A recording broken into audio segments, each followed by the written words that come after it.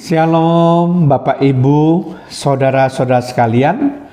Saya harapkan Bapak Ibu semuanya tetap bersemangat untuk belajar firman Tuhan, tidak putus asa dan makin menggali terus firman Tuhan. Karena ketika kita penuh dengan firman Tuhan, maka kita bisa mendapatkan kebijaksanaan, bisa mengerti akan isi hati Tuhan, sehingga hidup kita sesuai dengan apa yang Tuhan mau, bukan apa yang kita mau. Nah, di dalam acara Manarema hari ini kita membuka terlebih dahulu dengan doa, karena kita tahu tanpa pimpinan Roh Kudus kita tidak bisa mendapatkan pengertian yang tepat sesuai dengan kehendak Tuhan. Mari kita berdoa. Terima kasih Tuhan kalau Tuhan masih memberi kesempatan kepada kami untuk kami boleh berjumpa dengan acara Manarema hari ini. Tuhan, berbicaralah ya Tuhan kepada kami, supaya kami boleh mengisi terus hidup kami dengan firman-Mu Tuhan. Karena kami tahu hanya firman-Mu yang menjadi pelita bagi kaki kami dan terang bagi jalan kami. Terpujilah nama-Mu Tuhan, di dalam nama Tuhan Yesus Kristus. Haleluya. Amin. Shalom Bapak Ibu, saudara-saudara sekalian. Topik yang akan kita bahas kali ini adalah siapakah pemimpin rohani itu pada bagian yang ketiga. Sekali lagi, siapakah pemimpin rohani itu pada bagian yang ketiga. Dalam edisi-edisi yang lalu kita sudah menjabarkan tentang siapakah pemimpin rohani itu menurut beberapa pakar-pakar kepemimpinan. Dan kali ini saya juga tetap akan membahas menurut pakar kepemimpinan yang berbeda.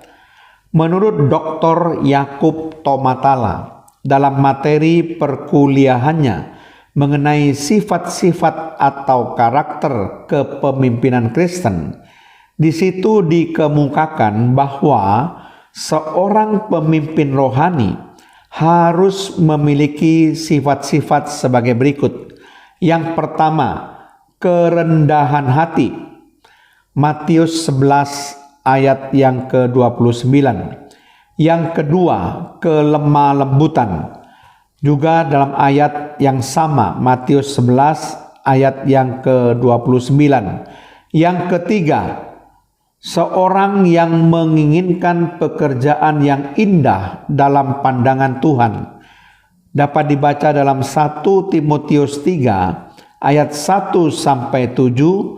dan Titus pasal yang pertama ayat 6-9. Yang keempat, seorang yang tidak bercacat, baik dan berkenan di hadapan Allah dan manusia. Seorang yang mempunyai suami dari satu istri dan istri dari satu suami. Seorang yang dapat menahan atau mengendalikan diri. Seorang yang sopan. Itu terdapat di dalam 1 Korintus pasal yang ke-14 ayat yang ke-40.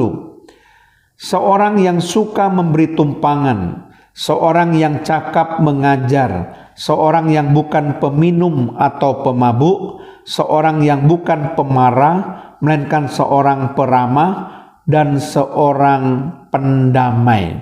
Itu adalah pemimpin rohani menurut Dr. Yakub Tomatala. Nah, kalau kita melihat Bapak Ibu saudara sekalian, seorang pemimpin rohani seyogianya harus memiliki beberapa faktor, yaitu time management, yaitu pengaturan waktu. Yang kedua, hard work, kerja keras. Yang ketiga, disiplin atau disiplin. Dalam bahasa Indonesianya sama, wisdom atau hikmat atau kebijaksanaan, ability of making decision, kemampuan untuk membuat keputusan, courage, keberanian, humility, kerendahan hati, sincerity, ketulusan.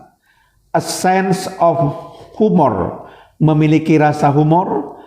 A righteous anger at wrongdoing and injustice, kemarahan yang benar atas kesalahan dan ketidakadilan. Patience artinya kesabaran. Friendship, persahabatan. Truth, kebenaran. Diplomasi. Ability to inspire others, kemampuan untuk menginspirasi orang lain. Ability to organize, kemampuan untuk mengorganisasi.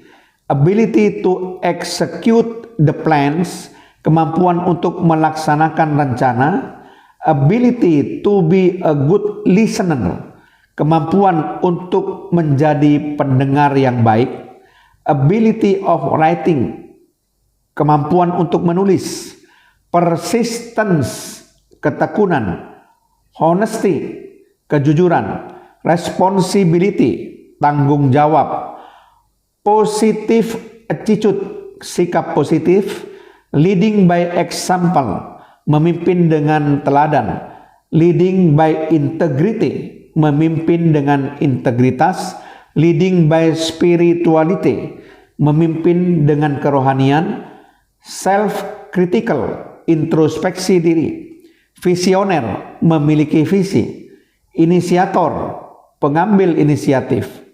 Profesional, memiliki keahlian sesuai bidang profesinya.